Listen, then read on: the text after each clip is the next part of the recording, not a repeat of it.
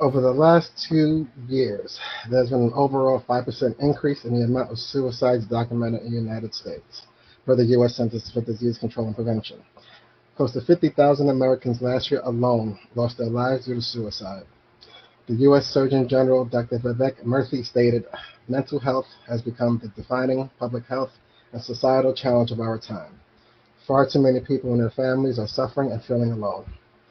Tonight, we here at the FCP want to not only bring awareness to the disease, but to also have a transparent conversation on what are the best preventative measures someone can take to hopefully avoid this from happening and also let you know that.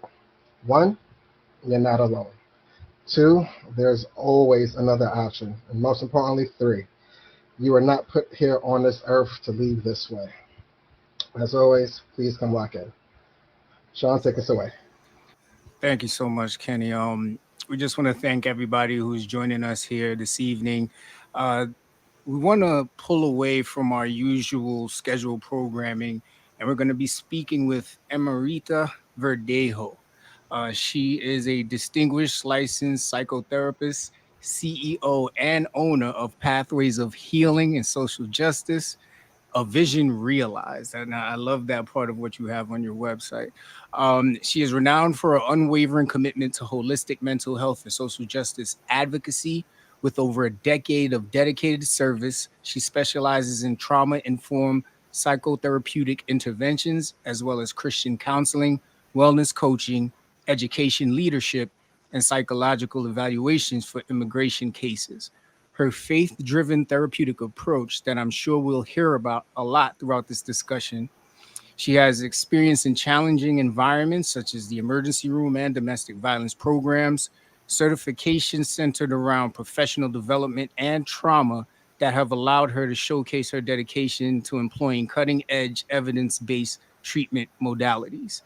Credentials, education consultant and accreditation specialist, immigration evaluation specialist, and that's just to name a few. I mean, there's a lot of them, people. So we're really glad to have her here with her expertise, and then of course advocacy and notable achievements, active participation in lobbying efforts, some notable guest speaker at prestigious events, at addresses at Fordham Graduate School of Social Service commencement ceremony, the New York Academy of Medicine, just to name a few.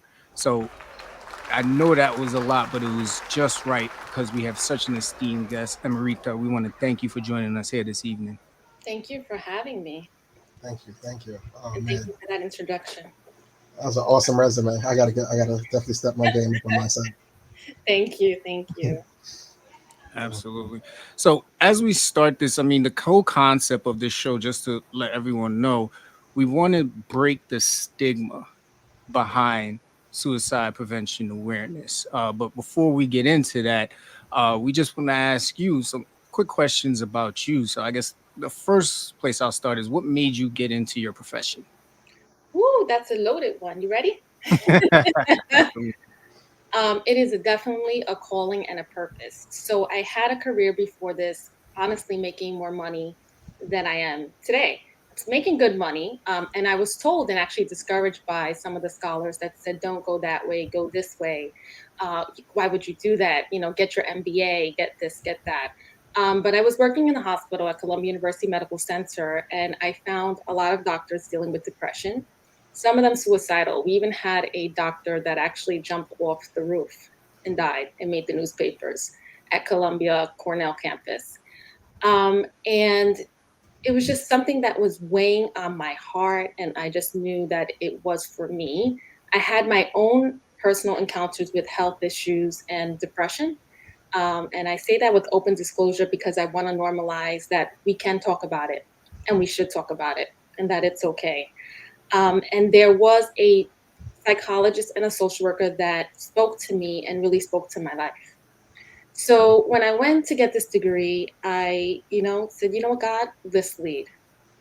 And I allowed him to lead me. And boy, did he lead me to seats and places that I didn't even think that I qualified for. So in short, and you probably hear about it more and it'll come out just so that it can help others because I believe transparency is key in being a clinician as well, being relatable, right? Not just contextual book knowledge. People don't want to hear that. They want to hear, have you been in my shoes? Having experienced trauma has also equipped me to, you know, clinically approach it and to understand it from multiple perspectives, from a student, from a scholar, from firsthand experience. So all of these things cumulatively brought me here today. And I also believe it's divine intervention because I feel that if I could break certain cycles, we all can. Knowing what you know now, I mean, from your experiences, and once again, thank you for your transparency. I know it's not easy to reveal things like that. Um, Knowing what you know now after all of your education and your experience in dealing with some of your patients, before we dive too deep in, um, would you have done anything differently in the beginning, or do you feel like it was just your journey to get to this path? Honestly, it was a journey and it was a long one, probably a 15-year one. Because I was that single mom, Latina, at 21 with a son, and 4 years later with a daughter, with a society telling me that I couldn't and I wouldn't and I shouldn't. And I was the first generation Latina to go on and get her advanced degree, youngest of nine. So I definitely feel like it happened that way for a reason, because a lot of the clients that I encounter are just like me. And again, what separates me from the other psychologists and therapists? Well, you go to their office and you get put into kind of this kind of stereotypical, category. But to walk a mile in the person's shoes and to understand, it's just a tremendous blessing, I will say. But it's so powerful because the influence you have to save lives, and just, not the accolades with the books or the literature that I've done, but with people saying, you saved my life. That's Mhm. my living legacy. That's my calling and purpose. And there's nothing greater in this world. It was National Physician Suicide Awareness Day, NPSA. Um, for someone who is not familiar with the Awareness Day, could you probably give us a behind the scenes thought process on how one should approach this holiday, or more so memoriam? Yeah. That's broad. And when we think about physicians and we think about the way the world has changed, overall well-being in healthcare has really plummeted since the pandemic. And people are not yet understanding, what it has done, and the way it has taxed people's not just overall health, their mind, but their souls, right? And I think it's important to recognize work compression in healthcare. What's happening with bureaucracy is that they're pushing us to do more numbers and more papers and length of stay and get people in and out the hospital, and bring revenue and do research. But we're human, and so not just focusing on general population wellness, but I think wellness in healthcare is something that needs to be continued to be looked at, and a paradigm shift in medicine as a whole. It is now at its beginning peak, that they're establishing surveys and literature to assess, burnout rates and suicide rates within physicians as well. It is not as uncommon as you may think. So I think just creating awareness for a space for us to even begin those conversations, to talk about prevention, to talk about recognizing signs and fatigue in people. Like, how do we see how, you're sitting there, Sean, you work, let's say in a hospital, and you see something different about Dr. So and so. What do you do? How can we be preemptive? So again, awareness that we are all in humanity, one and the same. We need to look out for each other, and we need to be comfortable. Sometimes you don't want to, you fear retaliation in the chain of command, having methods, confidential methods to communicate that, but recognizing that medicine is becoming increasingly more driven by numbers, um, than we might want to admit. And that alone takes away from, our own Socratic oaths, do no harm, and our ability to want to help, right? So I think, just creating awareness to that with the specific governing bodies of medicine. Each specialty will have a different governing body of medicine to put caps on workload, to put hours that are manageable, that people should not be sleep deprived, and what does that look like, and to put systems and stop gaps in place and keep safes for faculty as well. I agree. I agree. And I think the scapegoat for a while has been the fact that there are KPIs that are not shown on this in the right rooms. I mean, they look at bottom lines, they look at performance, they look at, how many patients have you seen, right? It's a fee for service market. But to your point, where's the value? Correct. And anytime you talk about value-based care, I mean, the traditional sense of physicians, they get nervous about that because that impacts their pocket. But to exactly what you're saying is why we're having this conversation today. And I think just growing up myself, there was a stigma around just all around talking about mental health. But I guess I would want to ask you, why don't you think more people talk about suicide prevention awareness? That is huge. And so, reasons people don't talk about suicide is the stigma around mental health issues, right? There's that. There's also something called the fear of contagion. And that's that some individuals believe that if you talk about it openly, we'll have copycats or people, that are in vulnerable populations that want to like mimic this behavior. There's the theory that, and not even a theory, but there's a true for some that it's discomfort, right? It's uncomfortable and that it's taboo. Death by suicide is an uncomfortable topic. And they don't feel knowledgeable to address it. So it's like, why am I going to go there? It's like opening up Pandora's box. Mhm. Lack of awareness of what resources are available and how to address it. Then there's cultural and religious beliefs that preclude it, right? Some even condemn it. You'll go to hell. God said you're a sinner. That's the devil. Um, People suffer in silence because they have internalized stigma by a lot of the social constructs that we see today in cultures as well. Latino culture per se. You're not crazy. We don't believe in mental health. You can't take medication. Nothing's wrong with you. Shut up, be quiet. Kids can be seen and not heard. In the BIPOC communities at large, you're supposed to be stronger. Men can't cry. Certain behaviors are not acceptable. So they suffer in silence. Then we look at movies, okay, so people are in insane asylums, mass shootings, all these things. And the people look like us, you and me. And that also contributes to internalized stigma. So if I already have to go against the grain of showing up as who I am, and where does this shame go? I internalize it. I shut down. I lock it in my throat. I don't say anything. Now I'm depressed. Now I'm anxious. Now I'm going down the pipeline with mental health illness. Still don't say anything, right? And it Mhm. just becomes progressive and more complex. Sexual assault victims, people that have been through tremendous trauma, they are ashamed. They are embarrassed. Someone has rendered them powerless, has done something so horrible to them that they don't know how and don't feel safe enough to be vulnerable with this information. Mm.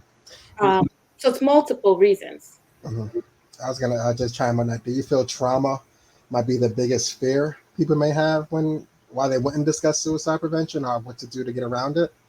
So it is definitely a component, and a big component is the fear, correct. However, there's comorbidities and a lot of things that can cause suicide.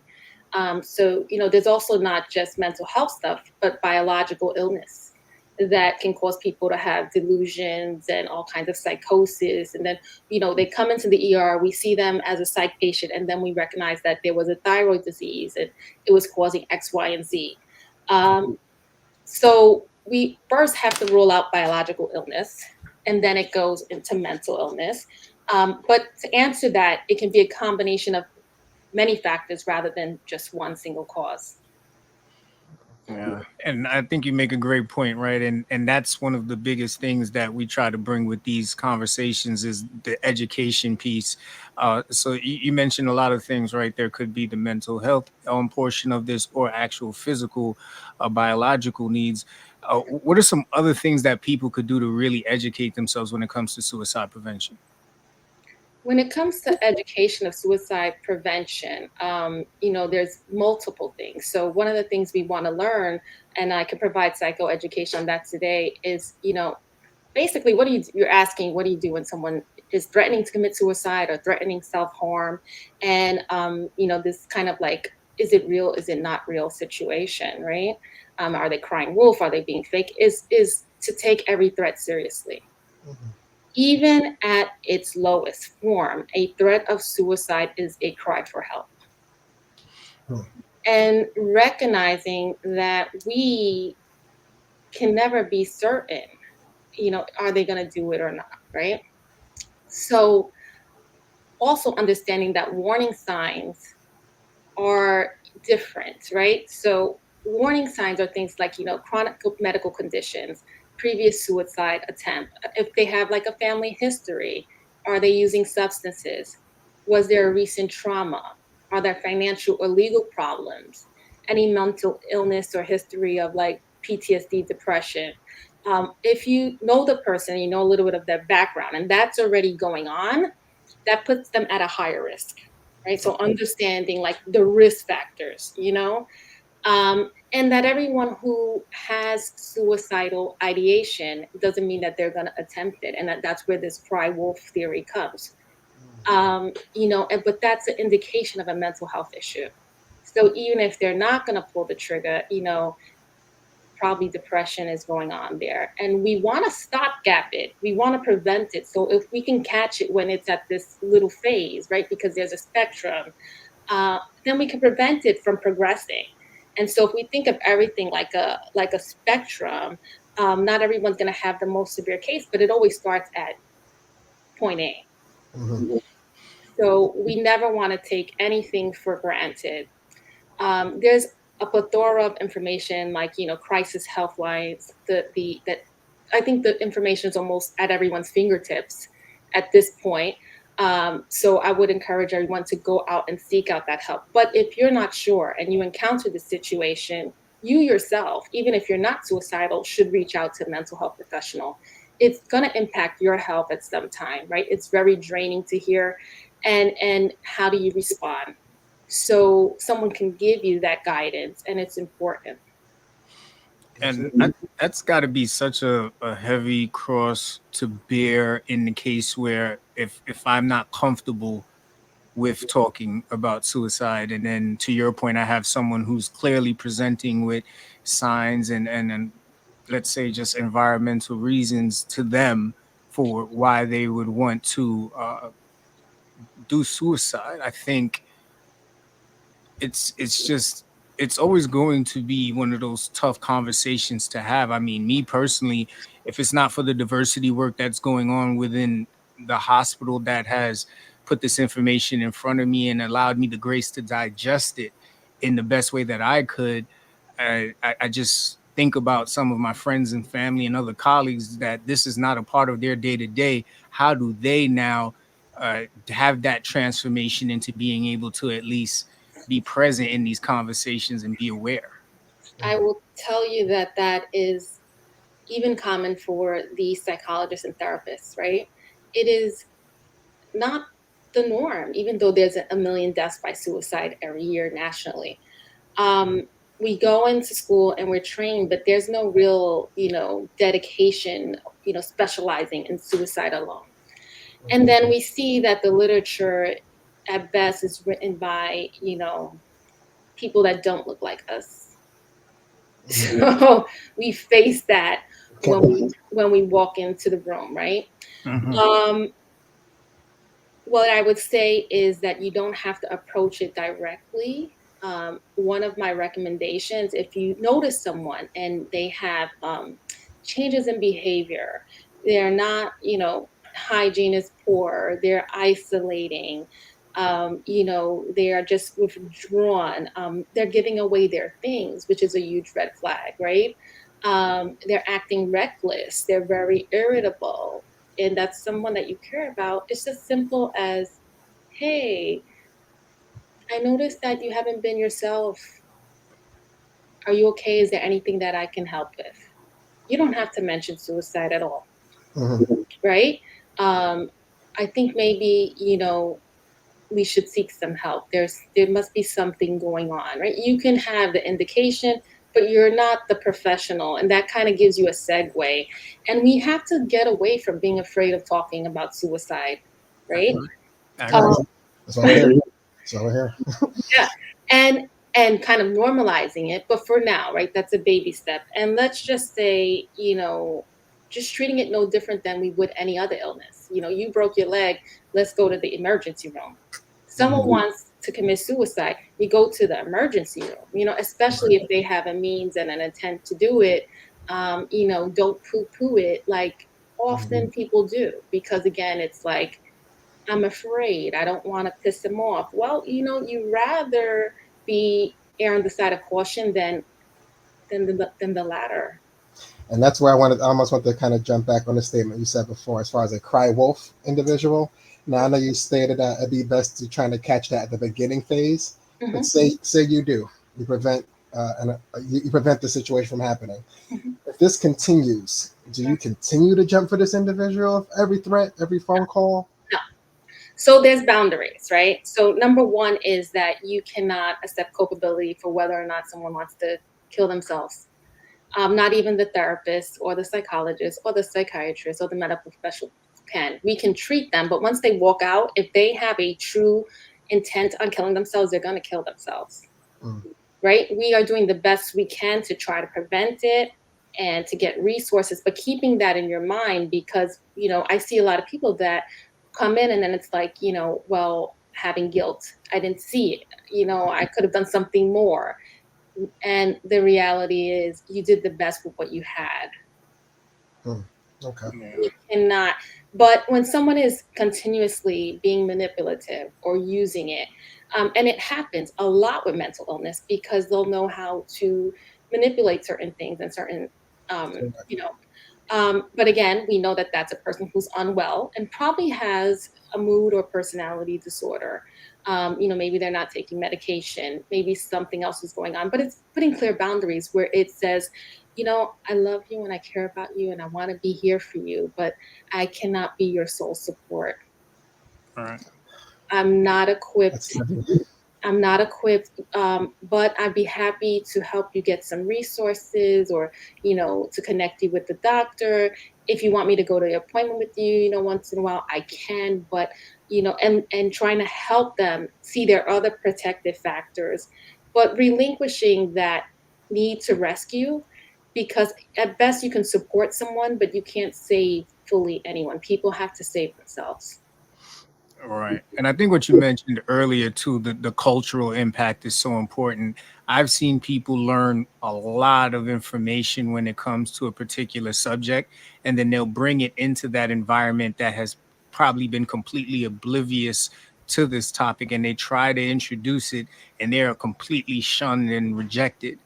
And it's in those moments where I think people can show fortitude and stay true to it and know that at some point someone within that circle is going to need that information, and the fact that they have it and they aren't afraid to share it and help that person out is really going to be important. So if anybody is listening right now and you are within that, just know you are of value, and it is going to be okay. Absolutely. Absolutely. And, the need to rescue is real. And I think anyone with a good heart has it. And it's understanding that we can only support, right? And that's the biggest takeaway from me as a clinician, because you can see someone really sinking and you want to go in and pull them out, but you can't, right? You can only provide support and guidance and interventions. Is just knowing that being there, physically being there, even if you're saying nothing, you don't have the words, Hmm. is so healing. We are wired for human connection. Many a times when people are going through depression, not even many times, all times, their vision isn't clear. They feel like they don't have anyone. They're destitute. They're alone. Your mere follow up and presence could save a life. Mm. Yeah, that is a great point. I get it. I get it. Now, one more, I guess, follow up as far as to the cry wolf scenario. You've realized that this person can do harm.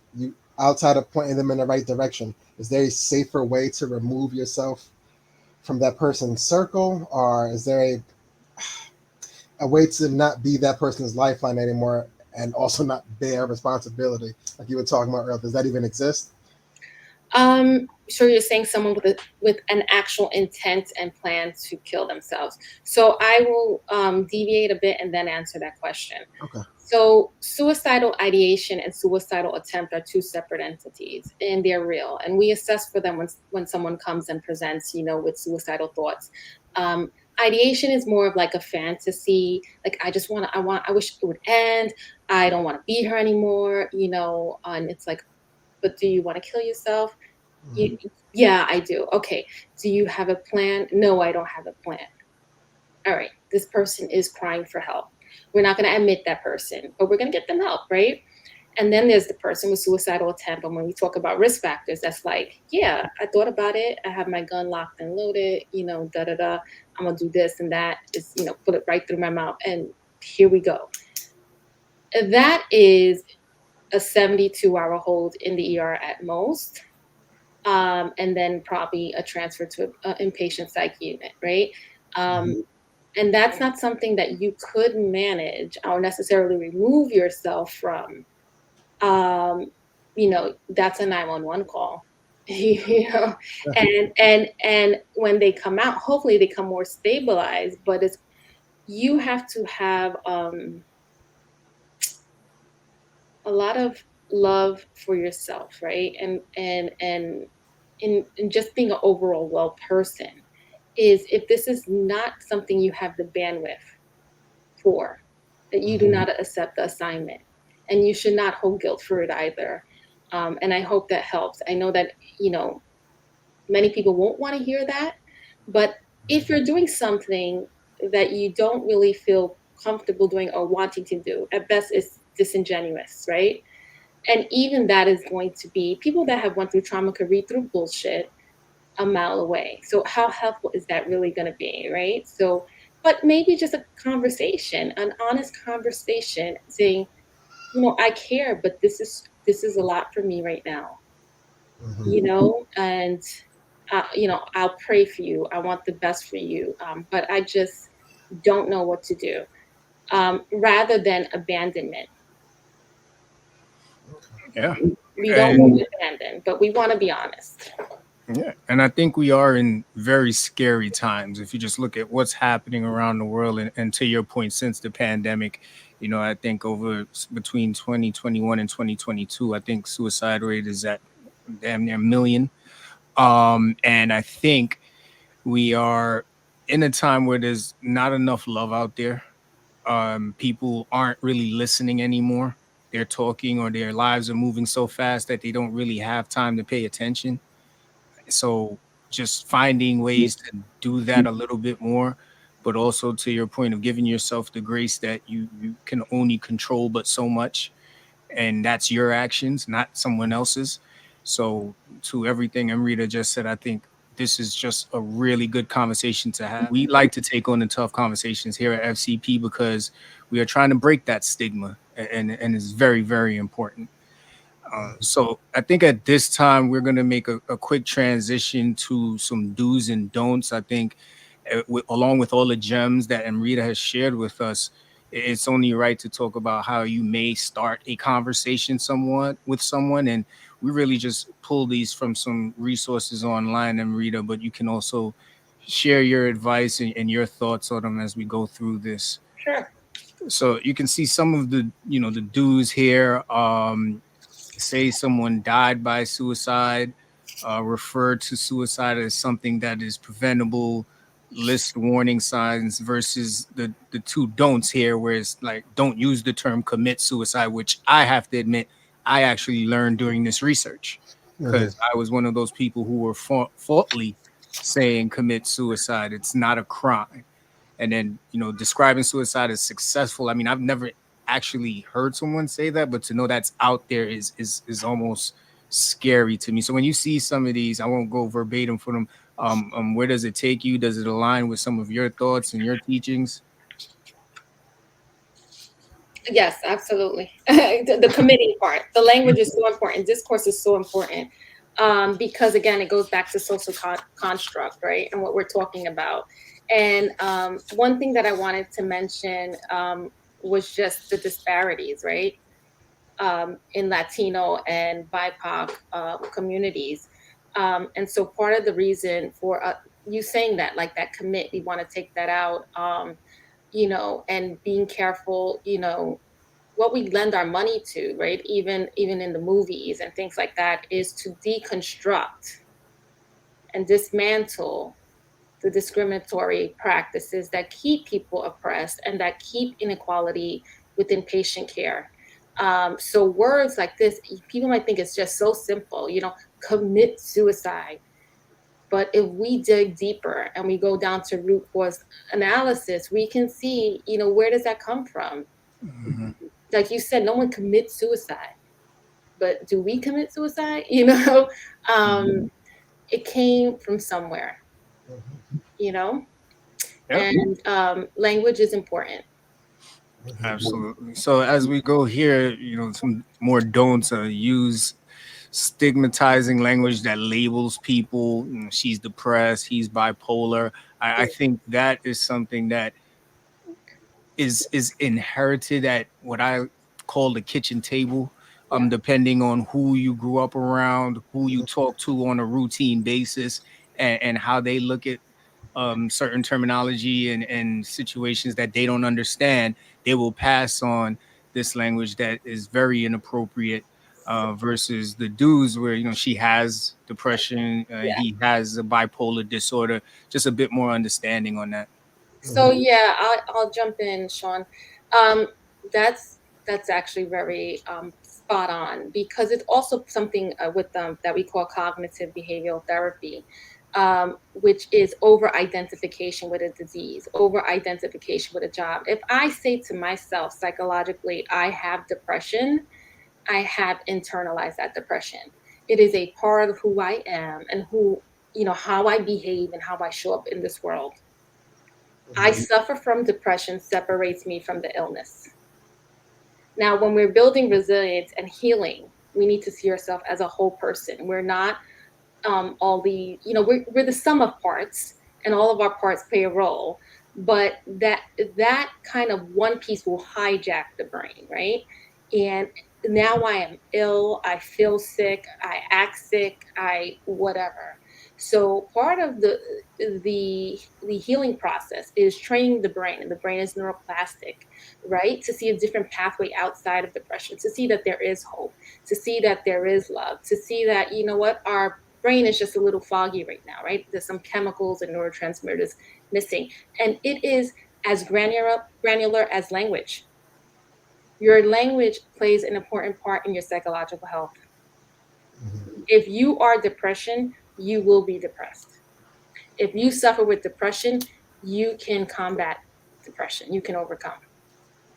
And we have conversations like this all the time. Even last week on our live, we talked about a quote from Bruce Lee where he says, "When you have to be careful how you use words against you because you internalize them and they become energy." So I'm really glad you are bringing that up, because in some conversations you'll hear people talk about, they'll body shame themselves and then laugh after it, and you'll tell them, don't do that, because you are internalizing that. You're going to create a reality of this thought that you're having. And I don't know if people laugh it off because they don't want to deal directly with the issue, but I'm just glad you're addressing that here on this conversation. Absolutely. Thank you. On this last slide here, these are some more do's and don'ts for, I guess, keywords and terminology that can help prevent a suicide. Some of the main don'ts were try to minimize problems or shame a person into changing their mind. Don't try to convince a person who is suicidal that it's not that bad, and also don't preach about suicide being right or wrong. They more so lean towards tell them what they are experiencing is treatable, and that suicidal feelings are temporary. They also want you to reassure them that treatment and help is always available. And lastly, let the person talk and make sure you listen to them without judgment.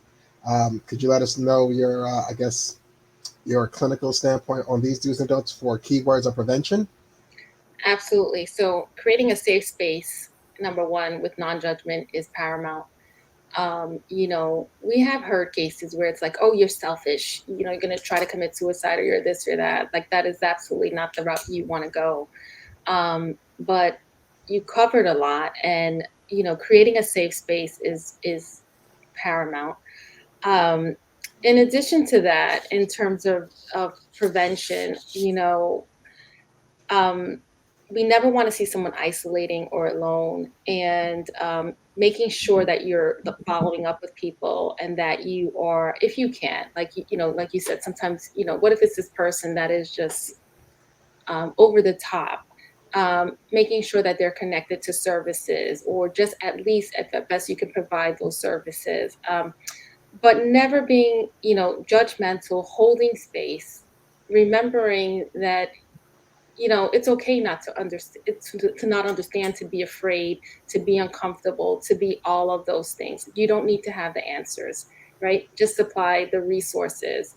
But the biggest thing that is coming to me and coming forth right now is to refrain from judgment, to keep a listening and opening ear, active listening, and to be educated enough to connect them with services, or if it's more acute, to enact the ER or something of that nature.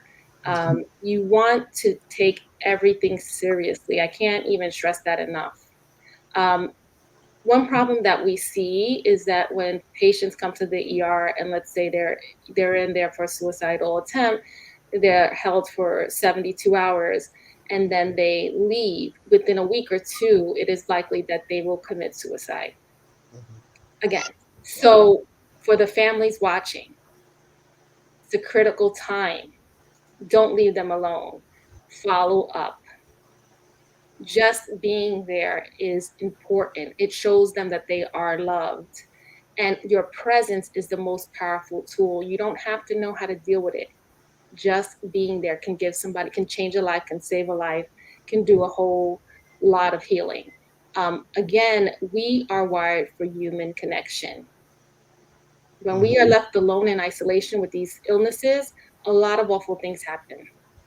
The healing process can only happen in therapeutic alliance because they're with someone that can be the conduit to that healing. You cannot heal alone. Very true. Powerful words. And no one should either. It's an extremely difficult task to try to heal yourself solo. It's not meant. That's why you go to doctors and facilities so that they can help you and heal you. The science shows. I mean, look what happens with children that are neglected, right? And during divorce, during separations, right? What happens to people? Your health declines. We Right. are beings with souls, right? Mind body connection. And when the mind and the body and the heart are disconnected, we have all sorts of issues. So you go to the emergency room, and you're like, oh, I feel like I'm having a heart attack, per se, right? And the doctor's like, no, it's not a heart attack, but it was like a panic attack, right? But I didn't, never had any health issues. I'm not going through any significant trauma. One of the things that I want to add is, hey, sensory memory, right? So even if the trauma is not recent that you went through, and it's coming up through your subconscious, and you're having panic and you're having anxiety, something happened, it could be years ago. Now we have suicidal thoughts, suicidal intent. So don't always assume like it had to be in the immediate auspices. Your body keeps the score. Your body keeps the score of cumulative traumas. Maybe you could survive the first one, you could survive the second one, the third one, and you came back unscathed, and people are like, oh my God, like you're so strong.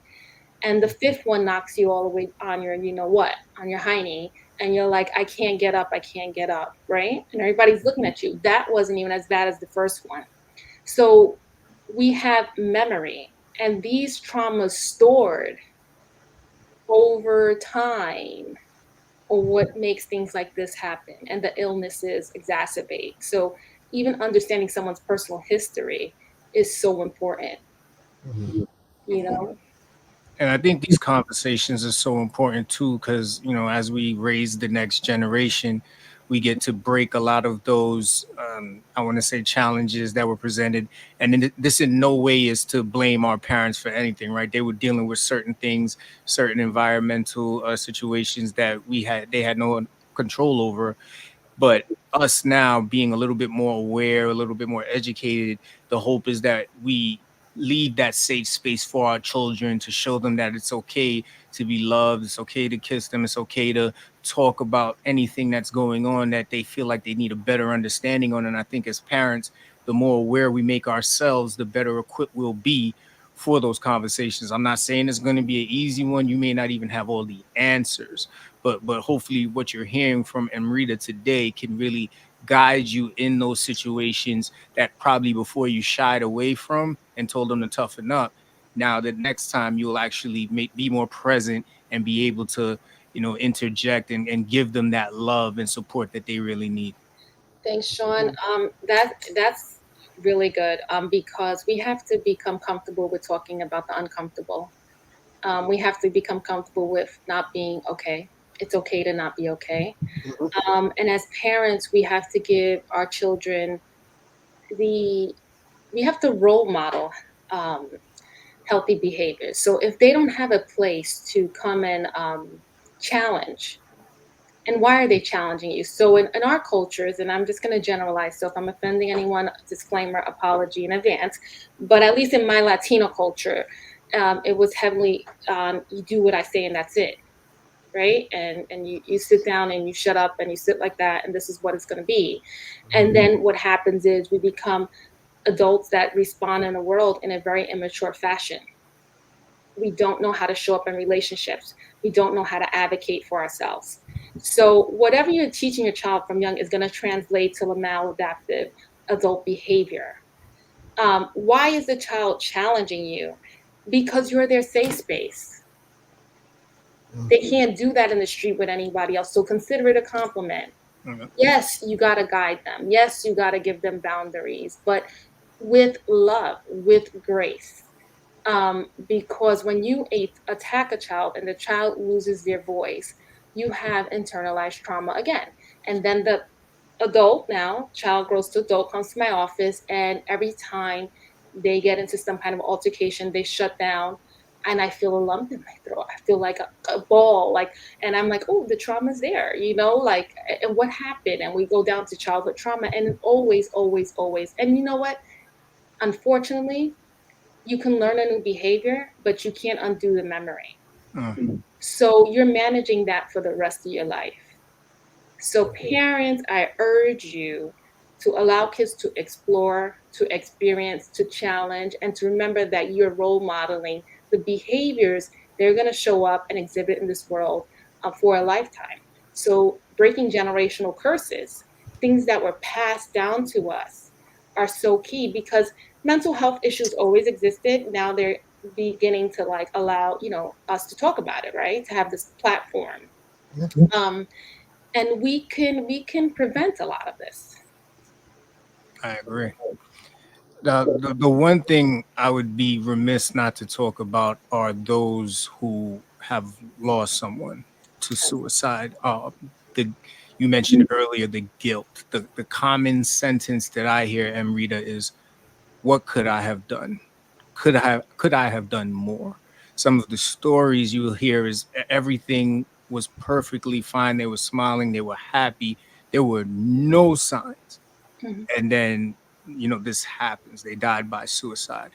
What could you offer for those people who are in that grief state where they just feel like it's their fault? I feel like I want to address two parts. Number one is that depression has no face. So you're saying, they looked happy, they were happy. Um, no, they weren't. They just didn't show it. Um, you can only deal with what you know, and when you don't know, you can't. Right? Again, if someone has the intent to kill themselves, even if you try to prevent it, they will do what they need to do to succeed. So we can't hold that responsibility. In terms of grief, Um, there's so many different stages of grief, right? There's the denial, there's bargaining, being angry with God. There is anger that goes with it. Healing is not linear. You're going to have a roller coaster of emotions that go up and down, and you're really going to need a professional to guide you through that, to kind of what we call is complete the story. So someone has died abruptly, something was ripped from you. There's great grief because there was great love. Um, and it just happened too soon. So reshaping that narrative, and honoring them in a way and making peace. But truly and honestly, it's really hard to do that on your own. I would actually be floored if you told me that you could. You need a professional to guide you through that process. So I will say for anyone that's suffering with someone that has taken their lives, please, please reach out to a mental health professional so that they can guide you through that process, dealing with the underlying, because it's more complex, issues of where this guilt, where the shame is stored, and why, and how to come through to the other side. Thank you so much, Amrita. Very, very helpful words. And I think that is a good transition to talk about your company, right? And I think in the name of the company is exactly what we're talking about, pathways to healing and social justice. First of all, I guess, what made you want to start this company or movement, I would say? I thought I could change the world. I want to change the world. No, literally, that sounds funny, but it's so true. I am a cycle breaker. I am an advocate. I am a fighter. I'm a survivor. I'm a warrior. And I just saw too many things that were not right systemically that need to be changed within my own institution. And within, Congress. So like I've went to Albany and lobbied with Congress. I've been a constituent. I've, done things because for he who does not oppose injustice, you're an accomplice to the act. So if you're not in it and on the ground running, then step out of my way. And even if I could just do grassroots, I'm doing something that will help my children, that will help societies, that will help people in need. And that's one of the reasons why I pursued this secondary degree in immigration. Seeing certain injustices there. Um, that just it's heartbreaking, right? Families being torn apart, things that are happening in this world. Um, and just being a Latina with my own experiences and having had to come across issues where I was made to be the imposter. I was made, you're the Spanish woman, you don't have a seat at the table, and I was like, no, I belong here, and I'm going to sit my butt right here, thank you, you know. But I had to fight my way through it. So I said, you know what, I have to give that back to the world because I made it. So that means other people can make it. And when I mean started from the bottom, now we're here. It was like the very bottom, like Um, the very bottom. And again, it goes back to being a calling and a purpose. So I dedicated my career to learning about trauma, to service. I've worked, on call in the emergency room where they would call me and say, "There's a new sexual assault case, meet her in the ER." Doing a rape kit, like going up, like she's being my client. In the middle of the night, like I've given back to the communities in so many ways. And now, that's high acuity. Now I have taken it to private practice. But the most rewarding thing for me is just knowing that I'm helping the underprivileged, the underserviced. And I feel like we all have a civic duty to do so. But it's only a few of us that are brave. That's why I'm glad that you both are here. And I thank you for giving me this platform because we got to do it, right? And we have to represent us, our people that look like us. Not that I'm promoting, injustice or of Caucasians. Or I'm all inclusive. I love everyone, but we're underrepresented, right. and I don't want that for future generations. So that's what drove me to build this practice, which is becoming a group practice. Again, I am a trauma informed clinician. I've done a lot of guest lectures and speaking. I am in a tertiary medical center, Columbia University. I'm a director there. I sit on so many committees, and I'm happy to say that in each of those that I serve, my goal, ethically and morally, is to fight against inequity, speak against disparities, and to promote that we hire and that we recruit more people that represent the populations we serve. So it's just a passion, a calling, and a need. Thank you so much. And I know you're going to do great things. I can hear the passion in your voice. And just from Mhm. going on the website, I mean, my second question was going to be about the quote that you used, but you Yes. answered that already. Yes. So I guess I'll ad lib real quick. I'm a professional leader, and I see a very big need within my team, my company, my organization to have or create a safe space to talk about grief, to talk about mental health, to talk about someone with potential suicidal thoughts. What is one real good step I could take in order to foster the most beneficial conversation? Are we talking global perspective, top down, or individual? Global. Global. You have to get buy in from the top down. I would start, since you're in healthcare, doing some getting data numbers. That's all they care about. I'll be honest with you. With the proposal on the suicides and physician suicide rates, they're high. They're out there, and how that translates to quality or poor quality in patient outcomes. And why we need to do this, and also using the Accreditation Council for Postgraduate Medical Education. They accredit all of your residency and fellowship programs. They are focused now on faculty well-being, so telling them that medicine is shifting that way, that you want to be ahead of the curve, and that you're interested in designing a program and thinking about what that curriculum would look like. If you want to collab on the side, that's what I do. But having the proposal well put, well thought out, creating buy-in. Why do they need to invest in this? Why do they need to kind of host the lunch or host the dinner, whatever? Mhm. Honestly, I don't think it'll be too hard, because they probably have heard about the paradigm shift. I hope, right? It's a global thing, but it's always from the top down, getting buy-in from either your chairman or your graduate medical education department, and just a little proposal, 2 pages, and then they will then form a committee, like we call them like a search committee, see what the need is in the community, how that translate, and you can even potentially get a research project out of that. But it would be amazing, and it's needed, and showing that it, like, your institution could lead that, because Mhm. it's not, there's not that much literature yet. So what if I am a manager within this company and they haven't taken that top down approach, but I want to create something at least for a couple of the individuals within my team? Do it. What step do I have? You don't even need their approval for that. So these programs do exist, right? We did some legwork in terms of research. One of them is the Charm Force at Sinai. But you can design something, or you can collab with someone that knows how to build programs. That's pretty much what I do. I built over 20 programs at Columbia. So you can certainly do it on your own, in your small division or whatever sector you have.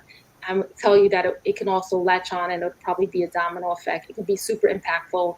You capacity build. So you start small, because if you start big and then it doesn't work out, right? So you want to pilot it first. But it always goes down to a statement of need. What is the need and why are we doing it?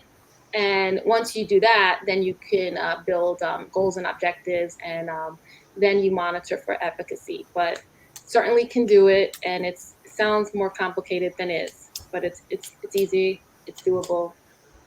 Just have to have the time. Yeah, and I hope anybody listening, because I know I hear a lot of people who are just looking for guidance, looking to make sure they do it the best way possible, right? But with any tough conversation, I think you can't be afraid to fail. No, And I think as long as you do enough research and you do it genuinely and with passion and with concern and care, I think you will execute it the right way. And you can watch this episode again, just to and get information. Sean, real quick, if you want to start, Qualtrics survey. Send out a survey, Hmm. and you'll see from your peers what what they need, what they know, what their level of knowledge is, and that's where, wherever the gap is, that's where you want to be.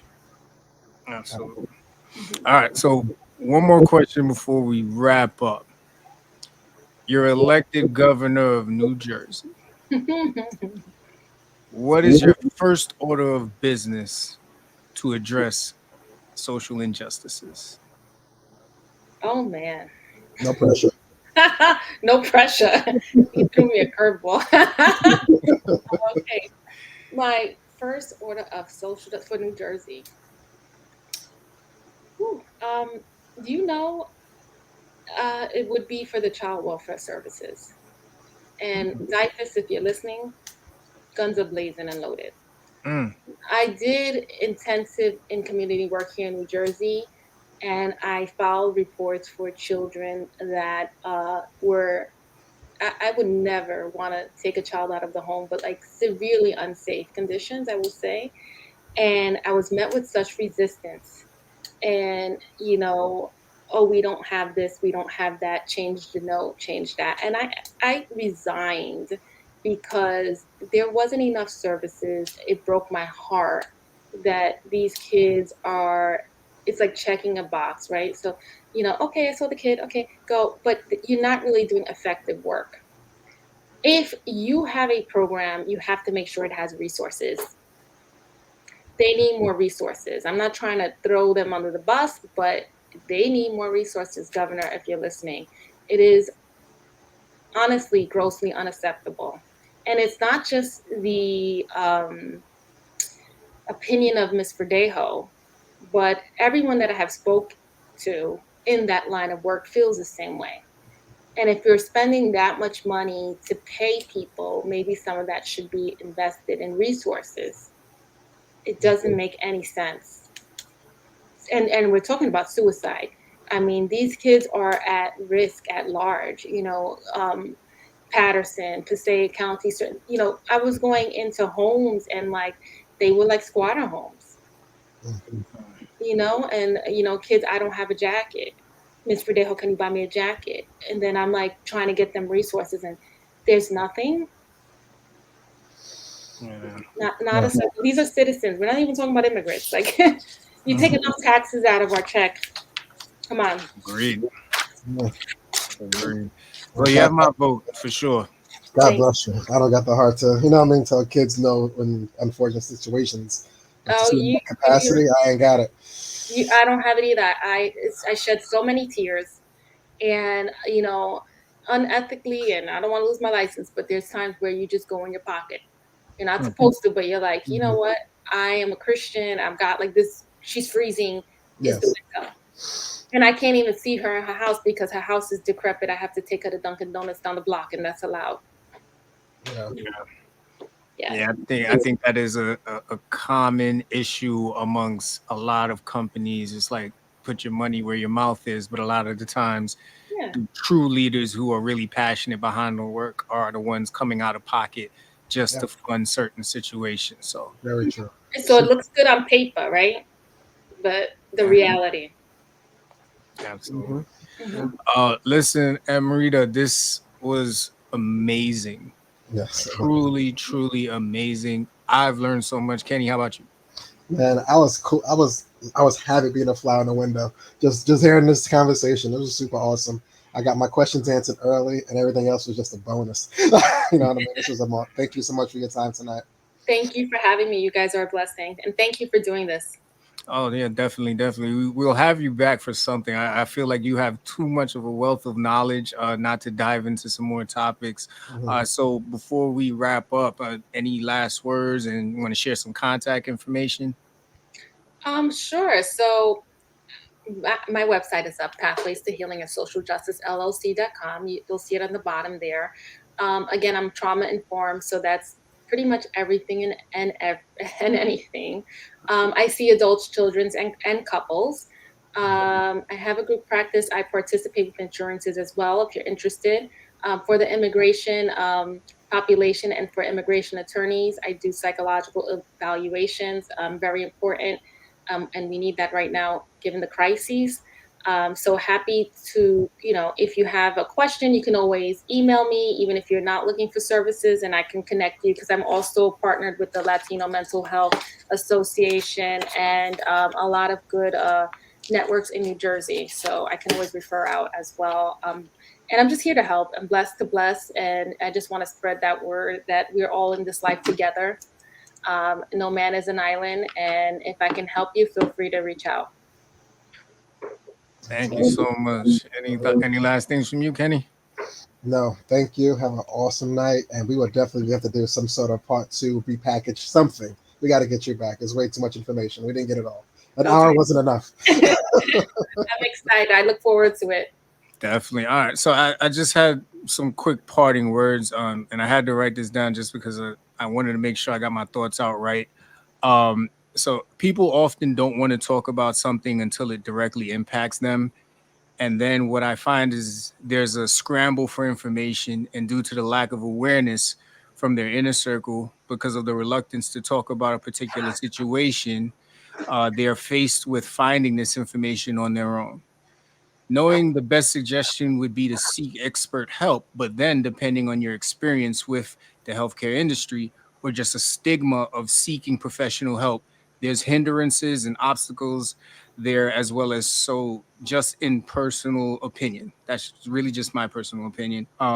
I feel the more that we can have these conversations, especially within our own underrepresented groups, I think that would be very beneficial. So I say that to say that don't let the conversation end here. And I want to thank you again, Emerita, for Deho, for being here and blessing us with all of these gems. And I hope everyone that attended tonight leaves here a little bit more aware and knowing that it is okay to not be okay. Yes. Thank you so much.